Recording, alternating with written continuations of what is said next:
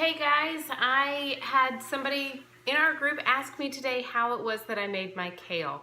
I've shared it before, but I'm going to go ahead and record a video again tonight on it because it is so good and it is so yummy and it is so healthy, and everyone needs to know how to make kale or chard, or those are really the only two that I do, kale and chard this way. But I actually prefer chard, but I got a giant bag of kale, organic kale at Walmart today, so that's what we're gonna make for dinner. So the first thing I do is I saute my kale in bite-sized pieces in organic coconut oil. Hannah had asked today about what kind of coconut oil. Organic virgin coconut oil is what I use.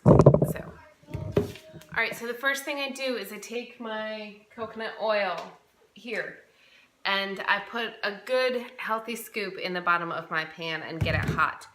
I'm going to then add my kale until it is wilted, really well wilted in there.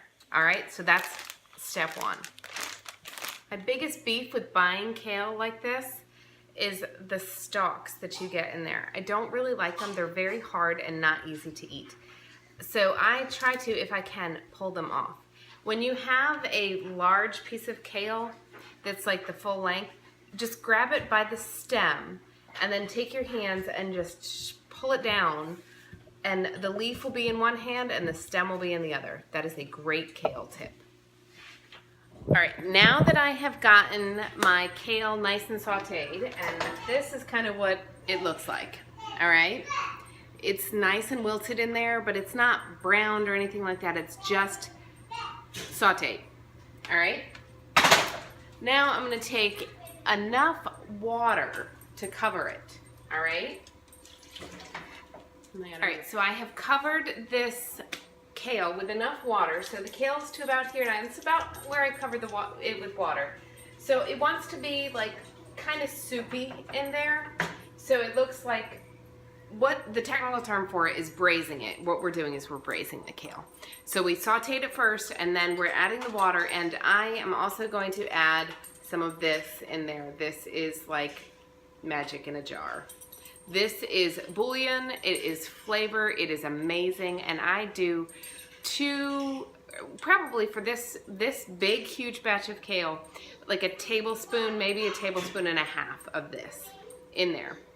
I'm going to cover it and let it cook until it's nice and wilted and soft. And then I will show you how to serve it. One thing I also wanted to say about Better Than Bouillon is you can buy it in chicken, you can buy it in beef, you can buy it in all different kinds. I personally, as a vegetarian, always go to the vegetarian base, and they have an organic base as well. Sometimes I get the ones that's not organic because it's cheaper, but this is and that's the inside. So clearly I use it a lot because it's gone. All right, so my kale is now done. It's been cooking for a little bit and it's ready to serve. So I've got a bowl here for myself because that's what I'm serving mine in tonight. And I've got a pair of tongs, okay? So the really important thing with kale when you cook it this way is that the bitterness of kale, which we all know kale can be bitter, is left in the bottom of the water. So we don't want that water in our food. In the broth, we want to shake all of that off. So when you take a bunch of it and then shake it off as well as you can, and then put it in your bowl, ready to go. Enjoy.